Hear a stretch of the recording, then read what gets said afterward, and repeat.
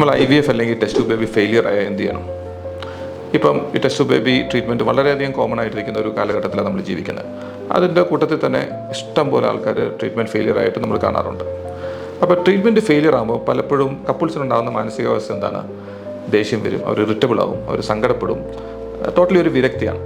പക്ഷേ ആ ഫെയിലിയറിനെ നമ്മൾ അങ്ങനെ പ്രതികരിക്കാതെ എന്തുകൊണ്ട് ഫെയിലിയർ ആയെന്ന് നമ്മളൊരു തിരിച്ചറിവ്, അത് ഭയങ്കര ഇമ്പോർട്ടൻ്റാണ്. കാരണം തോൽവി എന്ന് പറയുന്ന വിജയത്തിൻ്റെ ചവിട്ടുപടിയാണെന്നാണല്ലോ നമ്മൾ ഈ പറയുന്നത്. അപ്പോൾ നമ്മൾ ആ ഒരു IVF ഫെയിലിയർ നടക്കുമ്പോൾ അത് എന്തുകൊണ്ട് ഫെയിലിയർ ആയി എന്നുള്ളത് തിരിച്ച് നമ്മൾ ഒരു റിട്രോസ്പെക്ഷൻ നടത്തുന്നത് വളരെ ഇമ്പോർട്ടൻ്റാണ്.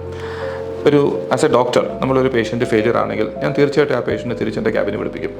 ആൻഡ് മേ ബി ആ സങ്കടം മാറി ഒരു 1 വീക്കിന് ശേഷം I will make sure that ആ കപ്പിൾ എൻ്റെ മുമ്പിൽ വരും. അതിനുശേഷം ആ കപ്പിളിനോട് നമ്മൾ ഡിസ്കസ് ചെയ്യും വാട്ട് വെൻറ്റ് റോങ്. അത് അവർക്ക് കൊടുക്കുന്ന ഒരു ആശ്വാസം ഭയങ്കരമാണ്. കാരണം അത് പല കാര്യങ്ങൾ നമുക്ക് അസസ് ചെയ്യാം. ഇപ്പോൾ നമ്മളൊരു പ്ലാനോടെ ആയിരിക്കും നമ്മൾ ആ പേഷ്യൻറ്റിനെ സമീപിക്കുന്നത്. അപ്പോൾ നമ്മളൊരു ഇന്ന മരുന്ന് അവർക്ക് കൊടുത്തു, അതിൽ നിന്ന് സപ്പോസ് കുറച്ച് എഗ്സ് എക്സ്പെക്ട് ചെയ്തു, പക്ഷേ നമ്മൾ വിചാരിച്ച അത്ര എഗ്ഗ് കിട്ടിയില്ല. അതൊരു ഫെയിലിയറാണ്. അത് നമ്മൾ എക്സ്പെക്റ്റഡ് അല്ല, അൺഎക്സ്പെക്റ്റഡ് ആയിപ്പോയി. അടുത്ത പ്രാവശ്യം നമുക്ക് തിരുത്താൻ പറ്റും. സപ്പോസ് നമുക്ക് എഗ്ഗ് കിട്ടി, പക്ഷേ ആ എഗ്സിൻ്റെ ക്വാളിറ്റി വളരെ മോശമാണ്.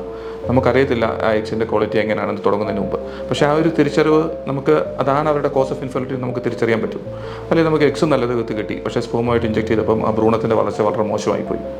അപ്പോൾ വേറെ എന്തെങ്കിലും അപാകതകൾ ആ സ്പേമിൻ്റെ ക്വാളിറ്റിയിലുണ്ടോ നമുക്ക് തിരിച്ചറിയേണ്ട ചില കാര്യങ്ങളാണ്. ഇതെല്ലാം നന്നായിട്ട് വന്നു, ഭ്രൂണം വളരെ ഹെൽത്തി ആയിരുന്നു, പക്ഷേ അൺഫോർച്ചുനേറ്റ്ലി ഇംപ്ലാന്റ് ചെയ്തില്ല. അപ്പം ഈ പല കാരണങ്ങൾ മൂലം നമുക്ക് ഈ IVF ഫെയിലിയർ ആവാം. പക്ഷേ ഇതിനെ പ്രോപ്പറായിട്ട് നമ്മളൊന്ന് അനലൈസ് ചെയ്ത് സ്റ്റഡി ചെയ്താൽ നമുക്ക് ഇതിൻ്റെ കാരണങ്ങൾ കുറേ കൂടി കഴിഞ്ഞ് പോകാൻ പറ്റും.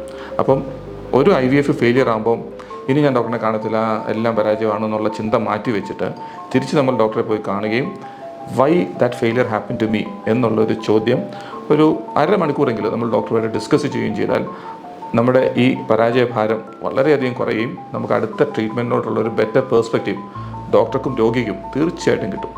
എൻ്റെ 10-18 വർഷത്തെ കരിയറിൽ ഞാൻ ഏറ്റവും കൂടുതൽ പ്രതീക്ഷ അർപ്പിച്ചിരിക്കുന്ന ഒരു മെത്തഡോളജിയാണ് ഈ റിട്രോസ്പെക്ഷൻ ടു എ ഫെയിലിയർ.